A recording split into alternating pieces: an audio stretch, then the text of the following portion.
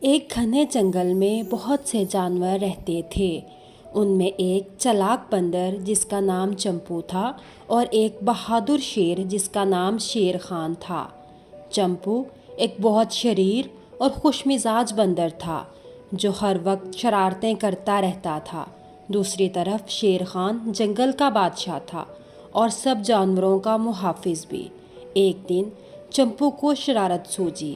اس نے سوچا کہ کیوں نہ شیر خان کو پریشان کیا جائے۔ چمپو نے ایک بڑی سی خالی ناریل اٹھائی اور اسے شیر خان کی غار کے قریب لے جا کر رکھ دیا۔ پھر اس نے ناریل پر کچھ خوشبو چھڑکی جو شیر خان کو پسند تھی۔ شیر خان اپنی غار سے باہر نکلا تو اس نے ناریل کو دیکھا، اس کی خوشبو کو محسوس کیا۔ وہ ناریل کی طرف بڑھا اور اسے اٹھا کر جیسے ہی اس نے ناریل کو کھولا، اندر سے کچھ چھوٹے چھوٹے کیڑے نکل کر شیر خان کے چہرے پر چڑھ گئے۔ شیر خان حیران رہ گیا اور جلدی سے کیڑوں کو ہٹانے لگا۔ چمپو نے یہ منظر درخت کی شاخ سے دیکھا اور زور زور سے ہنس دیا۔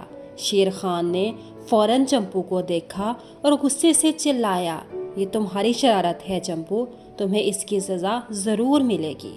چمپو جلدی سے درخت سے کود کر بھاگ گیا اور شیر خان اس کے پیچھے دوڑ پڑا۔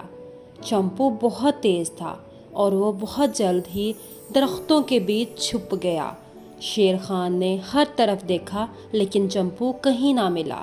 شیر خان غصے میں واپس اپنی غار میں آ گیا اور سوچنے لگا کہ چمپو کو کیسے سبق سکھایا جائے۔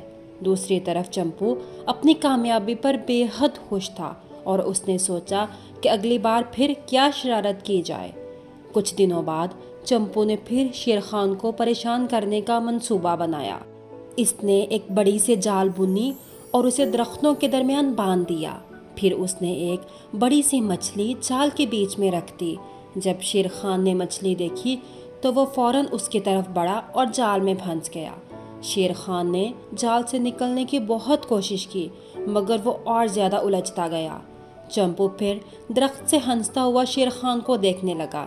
شیر خان نے غصے سے چمپو کی طرف دیکھا اور کہا، چمپو تمہاری یہ شرارتیں بہت ہو گئیں، اب میں تمہیں چھوڑنے والا نہیں ہوں۔ چمپو نے شیر خان کی بات کا مذاق اڑایا اور بھاگ نکلا، لیکن جب وہ بھاگ رہا تھا تو اس کا پاؤں ایک چھوٹے سے گڑھے میں پھنس گیا اور وہ گر گیا۔ شیر خان نے اس موقع کا فائدہ اٹھایا اور جال سے نکل کر چمپو کو جا پکڑا۔ اب تمہیں پتہ چلے گا کہ شرارت کرنے کا انجام کیا ہوتا ہے، شیر خان نے سختی سے چمپو سے کہا۔ چمپو نے معافی مانگنا شروع کر دی۔ شیر خان، میں معافی چاہتا ہوں، میں آئندہ کبھی شرارت نہیں کروں گا، پلیز مجھے چھوڑ دو۔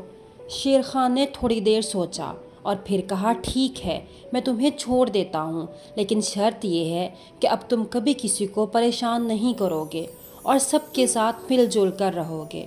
چمپو نے فوراً حامی بھری اور شیر خان نے اسے چھوڑ دیا۔ چمپو نے وعدہ کیا کہ وہ آئندہ کبھی شرارت نہیں کرے گا اور سب کے ساتھ اچھا سلوک کرے گا۔ چمپو نے اپنے وعدے کو نبھانے کے لیے سب جانوروں کے ساتھ مل جل کر جنگل کی صفائی شروع کر دی۔ وہ سب کے ساتھ کاموں میں مدد کرتا اور ہر کسی کا خیال رکھتا۔ جنگل کے تمام جانور چمپو کی اس تبدیلی پر بے حد خوش تھے اور سب نے مل کر جنگل کو ایک خوبصورت جگہ بنا دیا۔ چمپو اور شیر خان کی دوستی بھی پکی ہو گئی۔ شیر خان نے دیکھا کہ چمپو تو واقعی بدل گیا ہے اور اسے اپنا دوست ماننے لگا ہے۔ دونوں نے مل کر جنگل کی حفاظت کی اور سب جانوروں کے ساتھ ہنسی خوشی رہنے لگے۔ اس طرح چمپو نے سیکھا کہ شرارتیں کرنے سے کسی کا دل نہیں جیتا جا سکتا، بلکہ دوسروں کی مدد اور اچھے سلوک سے سب کے دل جیتے جا سکتے ہیں۔ اور شیر خان نے بھی یہ سیکھا کہ دوسروں کو معاف کرنے اور دوسروں کو دوسرا موقع دینے میں کوئی حرج نہیں ہے۔ اب جنگل میں سکون اور خوشی کا ماحول تھا۔ چمپو اور شیر خان کی دوستی کی مثال ہر جانور دیتا اور سب مل جل کر ہنسی خوشی رہتے۔ پھر ایک دن جنگل میں ایک مسئلہ درپیش آیا۔ جنگل کے ایک حصے میں آگ لگ گئی۔ سب جانور خوفزدہ ہو گئے اور بھاگنے لگے۔ شیر خان نے فوراً آگ بجھانے کے لیے سب کو اکٹھا کیا اور سب نے مل کر آگ بجھانے کی کوشش کی۔ چمپو بھی اپنی چالاکی سے سب کی مدد کرنے لگا۔ چمپو نے ایک درخت کی شاخ سے لٹک کر آگ کے پاس جا پہنچا اور ایک بڑا سا پتا لیا جسے وہ پانی میں بھگو کر آگ پر ڈالنے لگا۔ دوسرے جانوروں نے بھی اس کی دیکھا دیکھی ایسا ہی کیا اور جلد ہی سب نے مل کر آگ پر قابو پا لیا۔ آگ بجھنے کے بعد سب نے چمپو کی تعریف کی اور اسے شکریہ کہا۔ شیر خان نے چمپو کی پیٹھ تھپ تھپائی اور کہا، تم نے آج بہت اچھا کام کیا چمپو، مجھے تم پر فخر ہے۔ چمپو نے شرمندہ ہوتے ہوئے کہا، شیر خان، یہ سب آپ کی بدولت ہے، آپ نے مجھے معاف کیا اور دوسرا موقع دیا جس نے مجھے بدلنے کا موقع دیا۔ سب جانوروں نے مل کر جشن منایا اور سب نے وعدہ کیا کہ آئندہ بھی وہ مل جل کر کسی بھی مشکل کا سامنا کریں گے۔ جنگل میں اب سب خوش و خرم رہنے لگے اور سب نے مل کر ایک دوسرے کا خیال رکھنا سیکھ لیا۔